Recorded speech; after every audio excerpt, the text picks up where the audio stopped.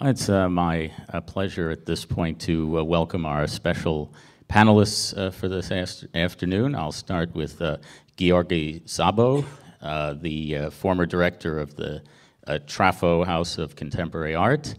Eszter Babarczy, a noted writer on new media and also a cultural historian, essayist, translator, noted author, and a veteran of the Romanian Film Festival here, Mona Nicoară, the director of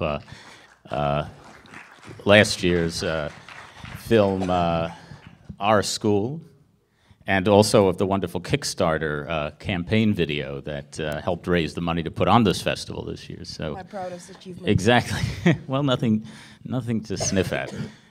So I said at the beginning of the screening that this was actually one of 4 Hungarian films that were shown in the 1982 New York Film Festival. I'll mention the others now. One was Károly Mak's film Another Way. One was Boccaccio in Hungary by the great Miklós Janszko, and also a film Lost Illusions by Gyula Gazdag. And, you know, it's unusual to have 4 films from any country in the New York Film Festival, even from America. So, by contrast, this year in the New York Film Festival, we had one Hungarian film, which is the film Final Cut, Ladies and Gentlemen, by the young director György Szabó. And for people who don't know about this film or didn't see this film, it's a film made up of more than 400 excerpts from other movies throughout film history. It tries to sort of tell a love story of a man and a woman using excerpts from other films. And one of the things that György Szabó has said about why he was inspired to make this film was because now it's impossible to make a film in Hungary. So he had to make a film from bits and pieces of other films. And the title is even a bit provocative, Final Cut, because Andy Vajna, who is now the government film commissioner in Hungary and who is in charge of administering government funds for filmmaking and who may be better known to American audiences as the producer of the Terminator films and a lot of other big Hollywood movies of the 80s and 90s under his now defunct Carolco film studio, has said that he demands to have final cut over all films that are now made in Hungary. But this is, just to give a little background, part of an overall sort of reorganization of how culture is being handled by the government of the current Hungarian Prime Minister, Viktor Orbán, and it parallels what we've been talking about at the last few days with the situation in Romania, basically the centralizing of cultural control, formerly independent, now under the thumb of government ministers. And some of the things that the government of Viktor Orbán has been accused of is replacing key figures in cultural institutions, staging pro-government exhibitions, and even replacing historic statues, which is a fascinating a piece of information. So I guess I'll start, actually, György, with asking you if you can just maybe give us a little bit more background on what has been going on in Hungary in the past year and actually how this affected you personally in your own work as an arts curator. Because my background is economist, so I won't be so passionate. I tried to give a kind of sober picture of what was going. So after '89, Budapest was all the time in the hand of the liberals or those people who are very close to the culture, which was very important in Budapest, and it meant there was a certain continuity. In the countryside, there was all the time a change. So sometimes liberal, sometimes very conservative. So it keep changing. And in the last 20 years, so there was a very, very important stability for the cultural life. And in the last 10 years, when Orbán Viktor lost election in 2002, since then, too many years has passed, but many let's say, conservative, or I would say that in the cultural field, less talented people moved to the countryside. And they were looking for a kind of oppositional status. And they all gathered behind the recent government now. And so they would like to take over Budapest, which is a very typical now, but not only Budapest, but especially Budapest was the liberal city, the capital, was the big enemy of Viktor Orban. So and even he had to face with that fact that he was supporting culture very much until 2002, but in the election, it did not affect at all. So it's altogether most important things is the cultural sector is not important for him at all, for the government. Much more for those, I would say that less talented clients who are around the government, and mostly they were in the countryside, they were looking for a chance to make their life somehow. But on the contrary of the recent changes, so they would like to get power. And so these clients slowly get over the key positions in Budapest and all over the country. And those who are, let's say, professionals who have really strong background, they are all branded as a liberal or a communist person or whatever. So that's my observation. I don't know, how do you see this? Wow, you surprised me. Maybe just I'll try to reinterpret what Gyuri said, that like Budapest versus country, that's a cultural divide, what we call a Kulturkampf between the urbanite culture and the narodniks, if you know, the folkish. The folkish is like a bit too much, but only a little bit too much. Mm-hmm. And it's bound up with some anti-Semitic tradition in Hungary. So Budapest is not the country. And ever since the 1990s, this division between urbanite, cosmopolitan, open, progressive, modernist culture and nationalistic culture based basically on resentment, on being a victim among other things of urbanites. Now this culture has coalesced around Orban when he very cynically actually shifted from the liberal center to the right in the early 90s. He just discovered that there was a void, a political void. And now, of course, it happened in 94, and since we always speculate if he came to actually believe in it, but just let me quote one of his recent sayings. I'm not sure you will get it, but if you don't, please tell me.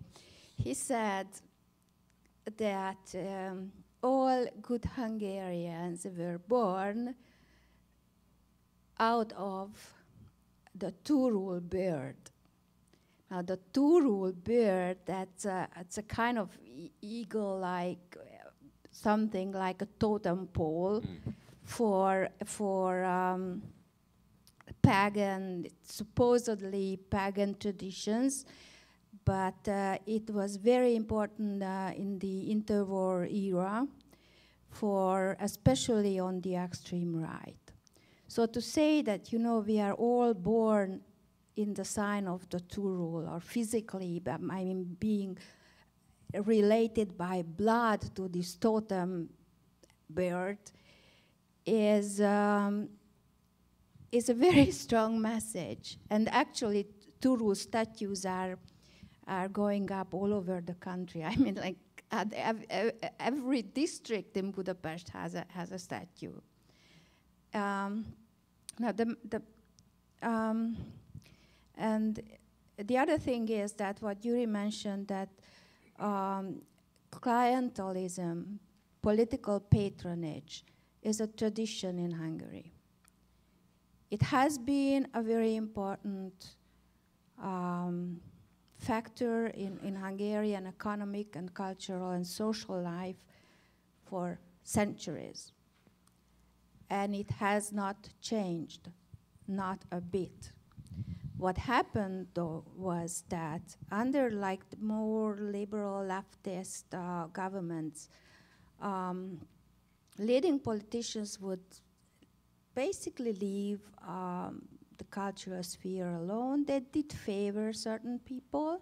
They did make political appointments, but there was like more diversity. Now, Orban, on the other hand, at least from our point of view, who are like being marginalized and politically, you know, in a very, very fragile position, there is a Gleichschaltung. The country is gleichgeschaltet, like under the National Socialists, which is not to say that he is a Nazi. That would be going too far. It's gleichgeschaltet, like coordinated. I think the coordinated, that's the English word for it, in the sense that he keeps dissent to the minimum. His party is an extremely disciplined party. And he doesn't care about culture that much, but he does think that the state has to extend its influence to all the symbolic sphere. That's why statues are removed. I mean, streets are renamed. And it's a big issue all the time. So it's like kind of like colonizing the cultural sphere, the symbolic sphere, the universities, the curricula for schools, everything. And I think that's what Gyuri refers to as. I am not sure that it really is the case that there are the good guys like him and myself, you know, and then there are the bad guys who don't actually know anything about culture. I would rather emphasize that there is a need to conform. I mean, either you conform to this system, which gets like extremely nationalist and I don't know, it's without spirit. It's like completely empty. It's an empty shell from the interwar era. It's nothing. There is no content to it. So you have to conform.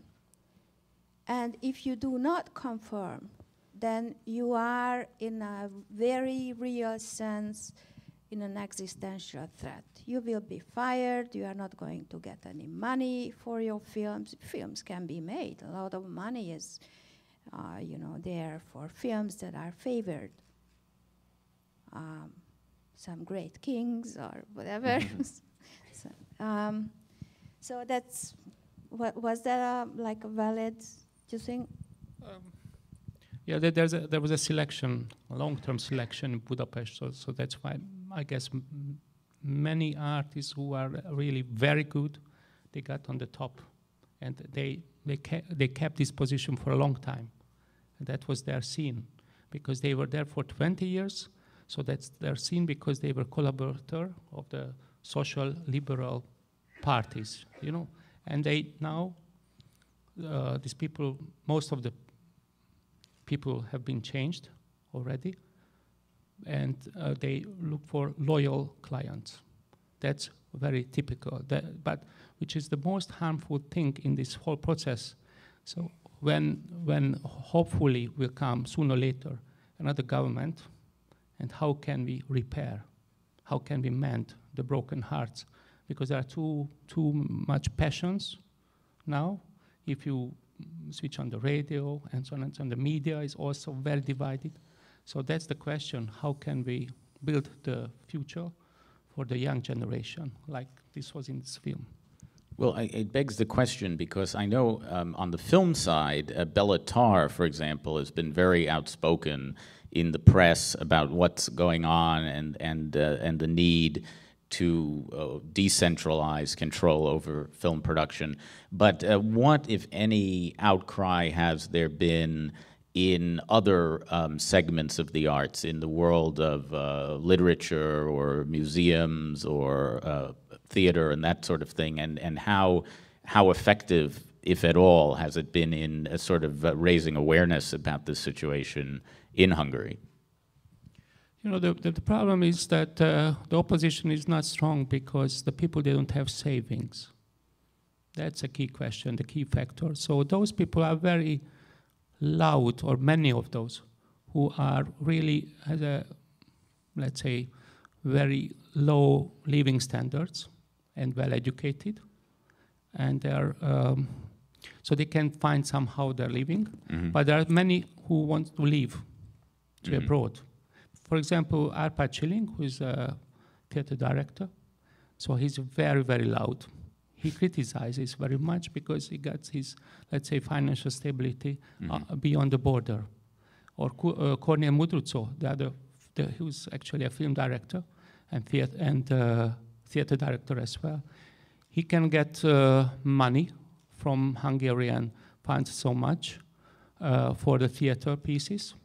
Though he got money, 280 million for his next film, but the money was never released still. So it's what I can see.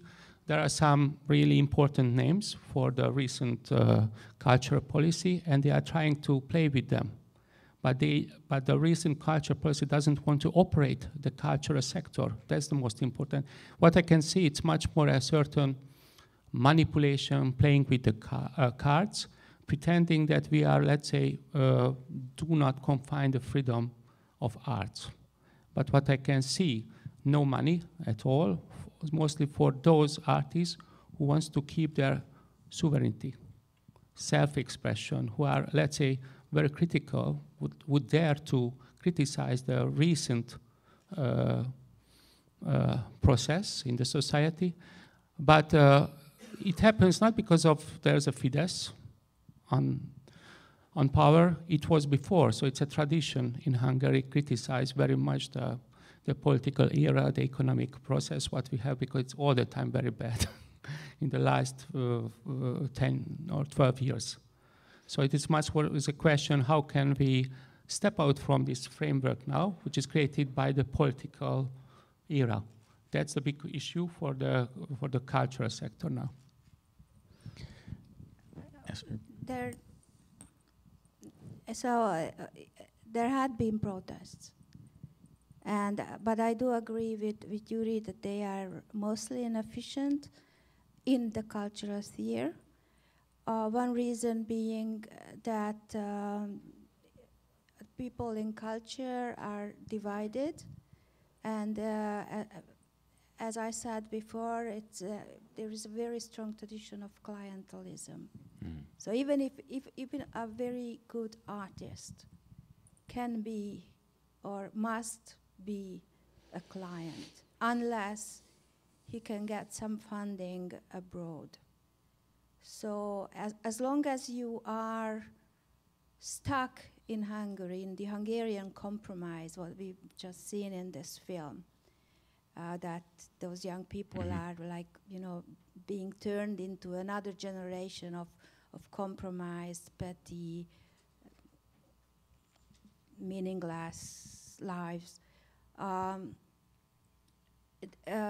So it's very, in a way, it's very provincial and petty, the fights between those intellectual groups or cultural groups, which means that people don't pay attention anymore. But I also, it's going a bit beyond the film and the cultural sphere in general, but I feel I have to mention that there had been protests, street protests, for freedom of speech and freedom of media, and those drew like tens of thousands of people. But most of those protests are centered in Budapest. And all you need to do is to sort of step outside of Budapest and you realize that Budapest is in a way a bubble of resistance, just like it used to be a bubble of cultural effervescence.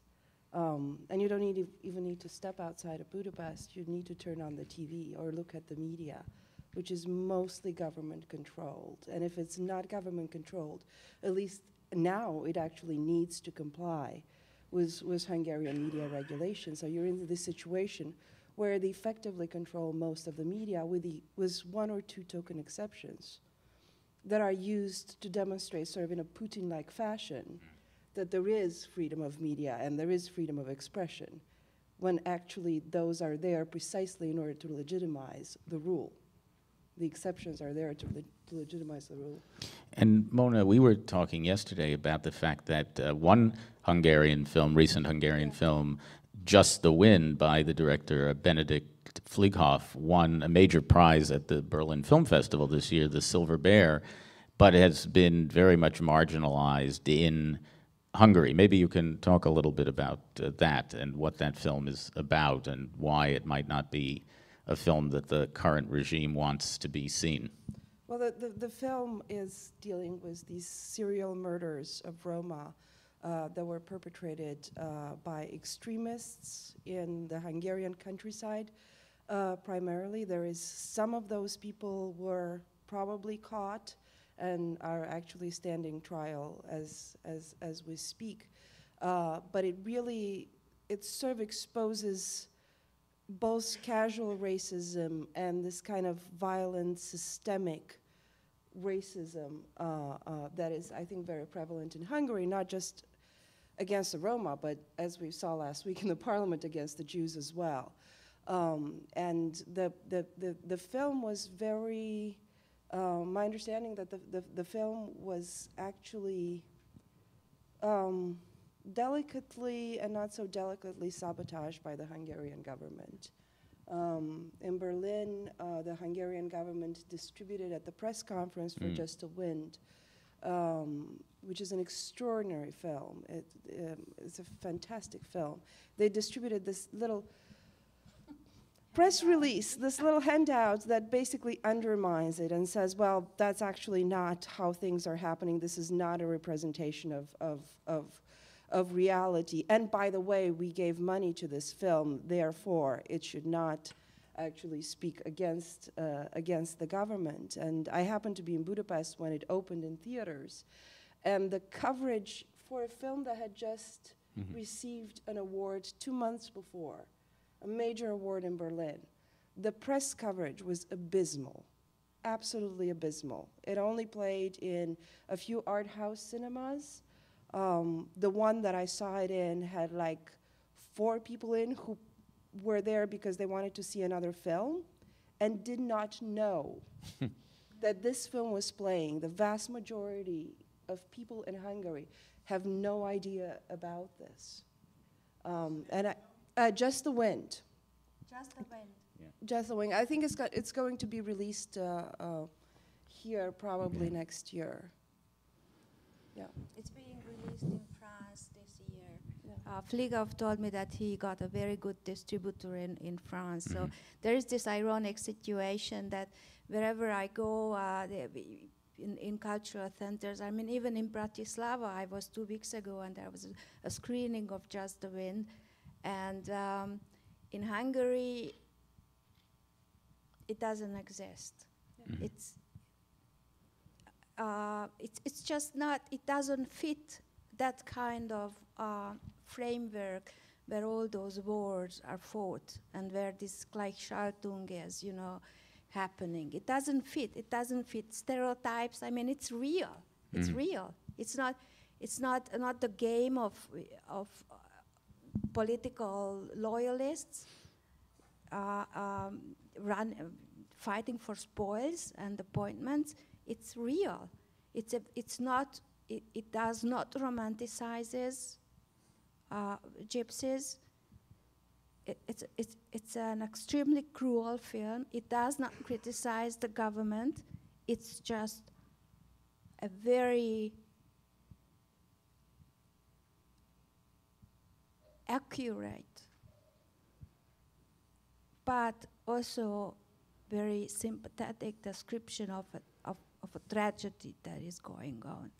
It's and you know, it's a good film, and we have a good film that doesn't fit into Hungarian culture as it is now. It doesn't fit into state-controlled media. It doesn't fit into what Andy Vajna thinks, or Vajna, whatever, thinks about blockbusters. It doesn't fit anywhere. So Fligov, he's one of those filmmakers who, he's like younger than us, late 30s, mid-30s, who works mostly abroad. Just a star works mostly abroad. I mean, in international co-productions. He couldn't get anywhere with his idea of setting up an independent film council. He didn't get anywhere with it. It's interesting that in one interview, when Andy Vajna was defending Hungarian film production, he used as an example the fact that the most recent Die Hard film with Bruce Willis was filmed in Hungary, as an example of the fact that there is film production going on there. So that evidently is what counts now as a Hungarian film. But I'll ask all of you, because of the fact that this panel came about because of these kind of curious parallels between what's been happening in Hungary and what's been happening in Romania, if you see this as being merely a coincidence, or if there is something in the air in Europe that is causing us to see these instances, and now perhaps more instances of this kind of shift in government attitude towards art and culture. I have to tell you, I was in Zagreb on an ITM meeting, and 400 managers like me came together to speak about certain issues, and I was really astonished when my colleagues from Croatia and Slovenia, they said we are the example for their politicians. So the same method it's spreading in our region, definitely. There's something about partly, you know, economic situation, that the economic situation is getting a little worse. And there's always these reactionary tendencies when the economic situation is getting a little worse. But I think there's nothing, you know, it's not coincidental that this is kind of happening a generation or 20 years after the fall of the wall. These are forces that were always there. And there's an understanding, there's a long history, even before communism in our countries, of culture serving the state or serving political purposes. And there was, you know, 1989 sort of destabilized that idea for a while. But 20 years is kind of enough time to regroup, consolidate, to get severely nostalgic for those days when things were good and everybody was singing in the same choir, as a former Minister of Culture was saying in Romania. So my suspicion is that it's just that enough time has passed after 1989 that these forces and this culture, this understanding of culture as serving the state found its footing again. I would add that. Just to corroborate that there is a general and very deep disillusionment with democracy in general, and it has to do with the economic situation, but also with, you know, democracy is not such a great thing, except that everything else is worse. I mean, you know, bickering politicians, they are corrupt, they are complacent, they don't care, they run their clienteles and so on. But so there is this general dissatisfaction and a kind of a mental withdrawal into like basic life support systems, you know, just to get on with the next day, to get the heating, pay the bills, get the children to school, and people don't pay attention to culture.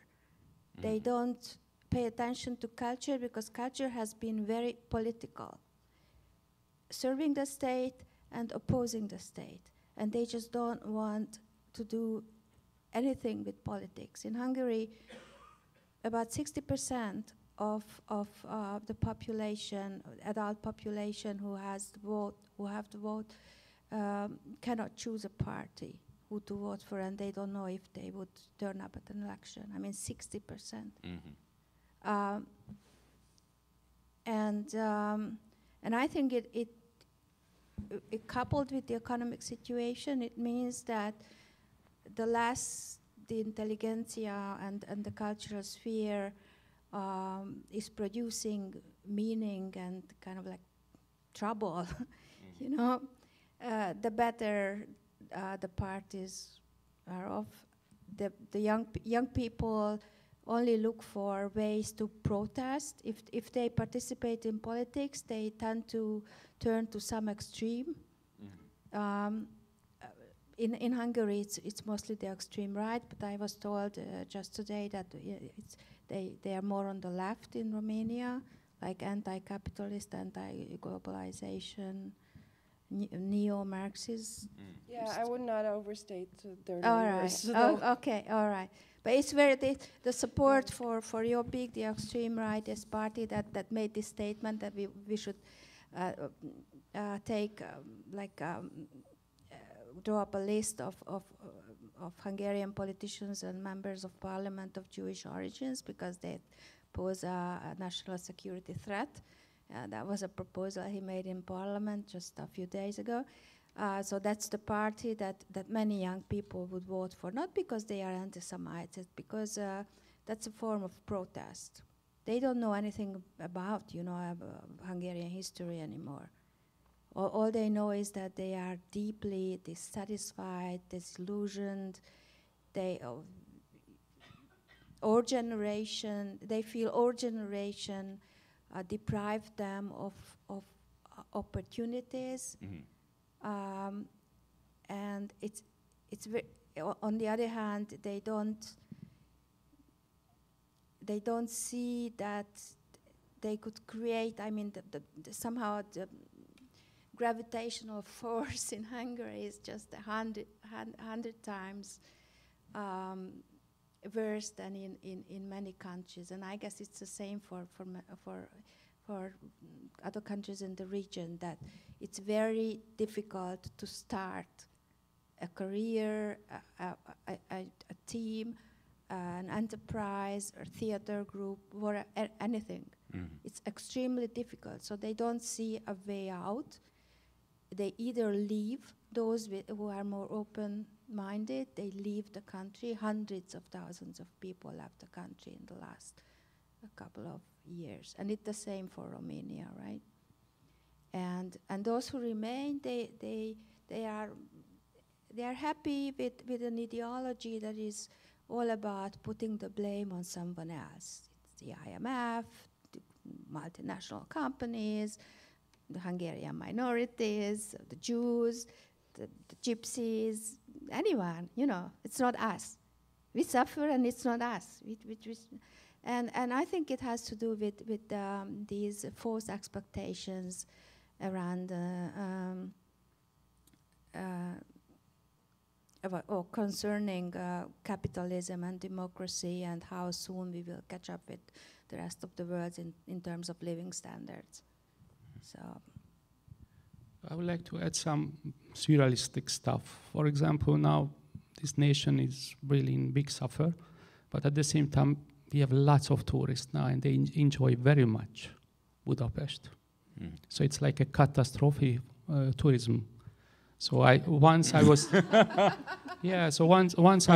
really was shocked because I was standing near Gödör, which is in the central, and there was a group of American tourists, and I was just listening to because the guide was very passionate. Actually, there were two guides, and they were speaking about 56 all about war and so on, what was going, you know. And it was very bad feeling for me. You know, they come just to see what's going right now in Budapest. But which is interesting, and we can see as a reflection in this film, why the opposition, as I already mentioned, it's not so strong. Because the people, they don't have savings, so economically the intellectuals are very weak. Because the intellectual people, they are, let's say, the outpost of the opposition all the time. In the countryside, the intellectual area is very thin, very, very thin. Many of them already moved up to Budapest because there is no job opportunity, or left the country. Because the private sector is not strong and the state too strong, so the influence, the control is very strong. So it's very hard if you don't have money, but to oppose. When the film was dated in 63, yeah? It's very interesting because that's the time when the young generation comes up and they start to consume Coca-Cola, pop music, and so on and so on. Now what you can see, but I felt lots of things mostly from the 80s, you know, which is interesting, you probably did not recognize the first teacher was Polish, originally Polish, and the film was done in 81. So that's a very interesting context. So, but anyway, at that time, the culture was very important because the consumption was not high like now. So if the cultural sector is drowned, then the people shift their consumption to the market. But at that time, it was not possible. So that's why the opposition was a little bit stronger, but still a very thin layer of the society. And now this is much difficult because, okay, we cannot do this, or we can go abroad to look around. We can be an undertaker. We can do whatever we want, in a way, if we have money. That's very important, if you have money. If you don't have money, you must stay, or you have to find another solution for yourself. But you are very much in the hand of the state because the taxation is very high. And the funding is so important in culture. May I add something? Sure. Concerning the film? That interestingly, I did see the film when it came out, and I was like a teenager, even younger than those in the film, somewhat younger, and now that I see it.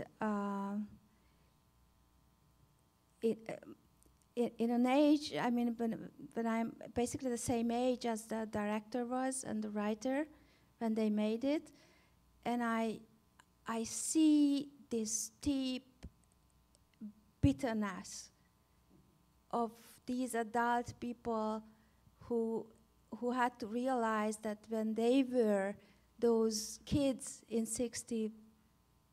around 60, and there was this promise that they will not fit into the system, and they end up fitting into the system by 67. And there is a very interesting parallel because we belong. I mean, I am the same age as, almost the same age as Fidesz people. I was a member of Fidesz in '88, and we have the same feeling that there was a promise of a generation, like in '56, that would, liberate the country, that would bring in some fresh air, and we failed. We failed, and our children are leaving. Like my son is going to go to England, or I know. I mean, and I think that's very important. That it's another generation that has failed, and this is the fourth generation now that is failing Hungary, or fleeing Hungary. You either fail or you flee. That's the message, and it's the same thing, nasza жизнь, or life. It's still the same. It's still nasza жизнь. Even though people don't have to learn Russian anymore at school. I mean, that's not obligatory. That's not mandatory.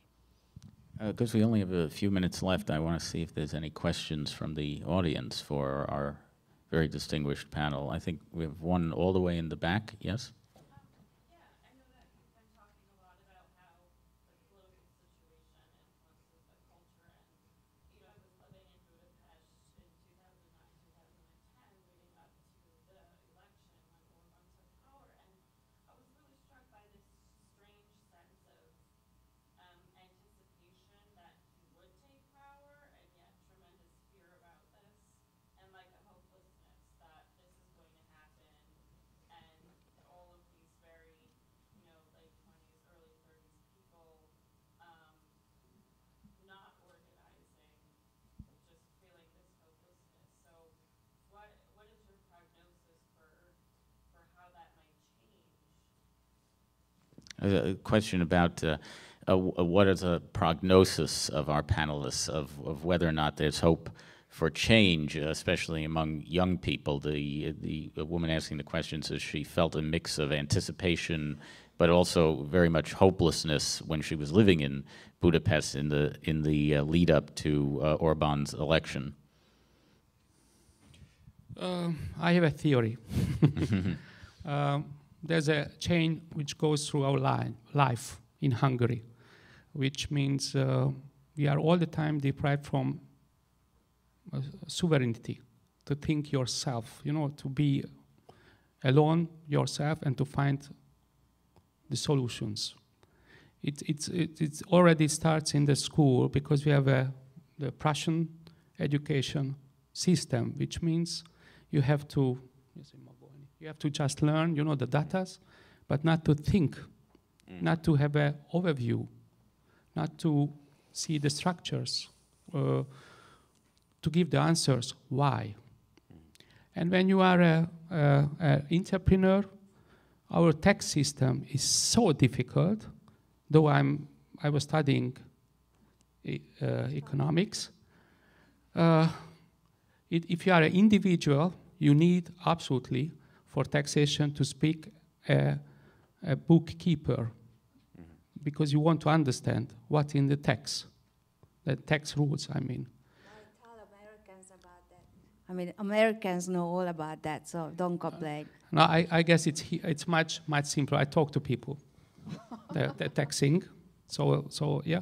And then, for example, I belong to an institution for 20 years, or different institutions. And it was very interesting because we were called, let's say, the first institution and later on non-profit or for-profit organizations. We had a contract with the municipality for 5 years or 4 years. But the subsidy was the subject of discussion year by year. And that's why the leaders of the institutions, they all the time want to make a special treatment with the party people to make let's say, a very strange business consent with the politicians. But if we go through all details of our life, this is very typical. The changing conditions, we have to adapt ourselves all the time, but we are linked very much to the state, to somebody, and we don't have chance so much to learn our independence. If you are an entrepreneur, very often I can speak to the people that they feel they all depend on what the state would do, because the tax system changes so rapidly. So very, very difficult to make any scheme, any plan for the future for them. Well, yeah, just to elaborate on that, it's, I teach at the university, arts students, actually applied arts mostly, but they have mixed intentions and desires, ambitions. And what I see is that Europe is a blessing and a very bad thing for Hungary. A blessing in the a blessing for the individual because there is greater mobility and they leave. They leave. That's period. They leave. So I am I was one of the organizers of those demonstrations, especially the early demonstrations against the media law. And we had 20 and then 30, then 40,000 people out there in the streets, but very few people in their 20s, very few. They already plan to leave, so they do not have a stake in the country. Or they go for the extreme right. And so this is a blessing, but in some sense it was better. In a totalitarian culture, you are forced to confront your political and social reality. Presently, you can just flee. You can choose the exit option. And what my optimistic prognosis would be, though, is that they will come back. That there is such a great mobility that they go within the union, or many young people go to South America, everywhere, all over. I mean, London is the 4th biggest Hungarian city. I mean, according to inhabitants of Hungarian origin and native Hungarian speakers. But they can come back. And I do hope that when people with a Western experience, with an experience of an open and more liberal democracy, where it's more meritocratic, they will come back with experience, with some good economic or better economic background, with some independence in whether in material terms, or just that's the option that they can always go back and forth between countries, and they can transform Hungary, by that they are not forced to fit into the system as all these 4 generations were forced to fit into this system that we are reproducing for all children, and we are so ashamed of. So that's the optimistic scenario. To build on that optimism, between 2006 and 2010, I witnessed basically every national holiday turning into May Day, like a holiday for the apprentices when everybody riots. And it used to be that it was mostly the extreme right. Between 2006 and 2010, you'd always see that, the guys dressed all in black with the boots and the nationalist flags and all that. But what I find very interesting is that since then, the numbers of demonstrations of the opposition on national holidays has increased. And there's these vast demonstrations that show at least some mobilization. And there's a lot more of that than there is of the other stuff, at least now. And I have no idea whether that's actually an indication of where things will go or of how desperate things have gotten. But I choose to see optimism in that, some signs of optimism. It's because I'm one of the organizers, and I just don't want to create illusions. So it's very nice when on October the 23rd, the national holiday in remembrance of the 56th revolution, there are like 50,000 people out there, and against the government basically. But those people are more like middle-aged, over 30. Young people don't come, or few young people. If you look at the crowds, and even among the organizers, there are some young people, but not that many, because they choose the exit option. And I completely agree with them. I mean, so, but yeah, I mean, it's fun. It's fun to demonstrate, actually. It's a good old days of 89 and 88. it's good to give them some of that experience. It's exhilarating to be in such a big crowd. Unfortunately, we have to stop there, but I want to thank all of our panelists for being here and giving us such thoughtful comments this afternoon. Thanks very much.